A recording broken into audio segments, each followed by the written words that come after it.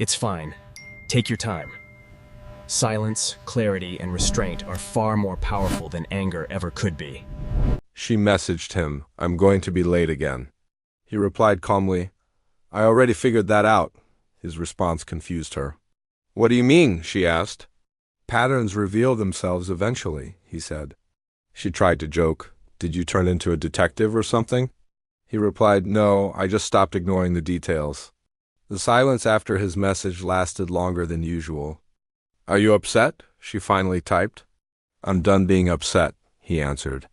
That statement unsettled her more than any angry outburst ever could have. She tried to change the subject to gain sympathy. "Someone at work crossed a line with me today," she texted. He replied instantly, "How long do you plan to hide the rest?" She froze. Her fingers hovered over the screen. "Have you been talking to someone?" she asked, a knot of dread tightening in her stomach. "I don't need to," he said. "I have evidence." Her messages came faster now, almost frantic. "What are you talking about? What evidence?" He told her, "You should sit down before you read the next message." Then he sent a single screenshot without any explanation. She stopped replying for several minutes. When she finally did, her message was a jumble of excuses. "It's not serious, it never meant anything." He replied, "Seriousness is defined by secrecy." She pivoted. "I felt trapped and manipulated by him."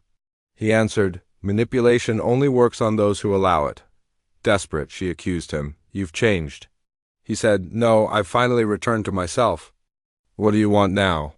she asked, the question hanging heavy between them. "The truth," he said, "without the performance."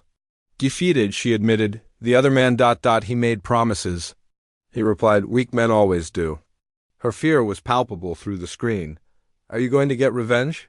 she asked. "Revenge is loud and temporary," he said. "Accountability is silent and permanent." "He's scared," she offered, as if it were a bargaining chip. "Fear follows exposure, naturally," was his cold reply. "What did you do?" she demanded. He said, "I simply let reality surface." She started begging, "Please, don't destroy everything." He corrected her, "You destroyed it when you gambled our marriage." She tried guilt next, reminding him of their shared past, their good memories. "Memories don't override actions," he stated flatly. "Is there any way back?" she pleaded. She asked, her last bit of hope fading, transparency, separation, and time. In that moment, she realized she no longer had any leverage, any power, any control. That realization silenced her completely. The next day, she asked if he would meet her. He agreed, choosing a public place, a busy coffee shop. When they met, he didn't raise his voice once. His calm was terrifying.